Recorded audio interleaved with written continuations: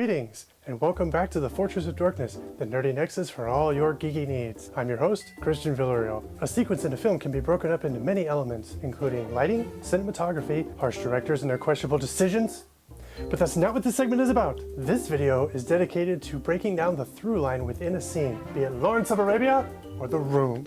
To start us off, we've selected the truck chase from Steven Spielberg's Raiders of the Lost Ark. This scene not only uses the entirety of its environment, just like my bedroom, but it can also be broken down using the monomyth, also known as the hero's journey. So without further ado, cut to Indy on a horse. Act 1. Indy rides his horse, pursuing the Nazi party to reach his goal. These series of shots establish the Ark as the goal of the scene, the obstacles Indy will face on the road ahead, being the Nazis in the truck, the Jeep behind the truck, and the lead vehicle with the main antagonists. This is establishing what we are aiming to obtain and what is in our way from reaching that goal. An overhead of the convoy. This establishes once and for all the placement of each vehicle in the party. Indy rides steadfast into the convoy, the leap into the lion's den. This is symbolic of Indy leaving his world, the ordinary world, and entering the Nazi convoy, the special world.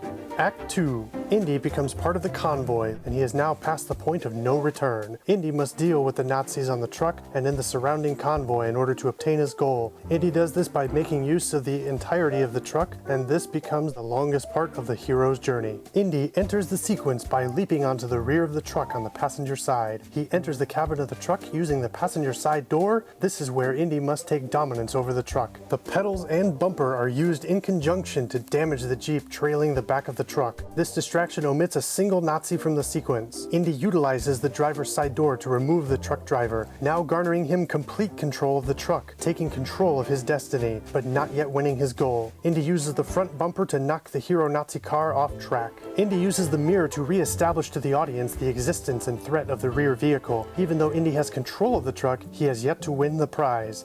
Used to knock the rear Jeep off track. Used to remind the audience the motorcycle is still in the convoy. The mirror is not shown because we have previously established Indy's use of the side view mirrors, and thus the audience is left to make that connection themselves. Indy uses the rear of the vehicle to remove the motorcycle from the convoy. Indy finally uses the driver's side of the vehicle to once and for all remove the rear Nazi Jeep from the convoy. This triggers what will become the final threat for Indy to deal with prior to the second threshold, the Nazis guarding the rear of the truck. Indy uses the rear view mirrors again to establish the Nazis coming forth from the back of the truck. He then uses both sides of each vehicle to knock the threat out. It is at this stage Indy believes he now has control of the truck, unaware of the remaining threat behind him.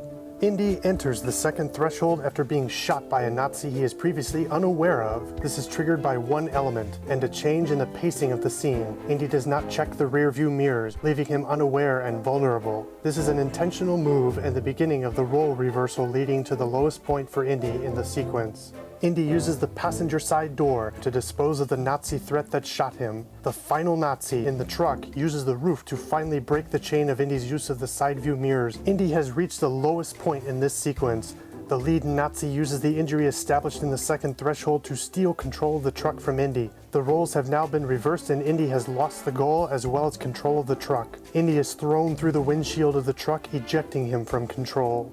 Indy holds onto the grill of the truck for survival as the Nazis are now leading the convoy again. We enter the belly of the whale during the third threshold. Indy is now close to being ejected from the special world. Act 3. In the showdown, Indy has crawled back to the cabin of the truck to face off against the lead Nazi for dominance over the truck once more. Indy uses the dashboard in the cabin to defeat the lead Nazi, now having utilized the entirety of the environment in order to obtain his goal. Indy once again has control of the truck, becoming a symbol of resurrection as he dominates the convoy again. A final shot establishes the convoy has been dealt with, as Indy has taken full control of it and metaphorically his destiny. He leaves the special world and returns to his own world, the ordinary world, with the goal, the Ark.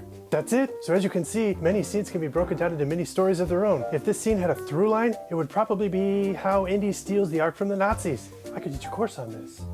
If you enjoyed this video, have questions, comments, snotty remarks, leave them below. Don't forget to like and subscribe. Follow us on our Facebook and Twitter. This has been the Fortress of Dorkness. I'm Christian Villarreal, and as always, never fear the dork up here.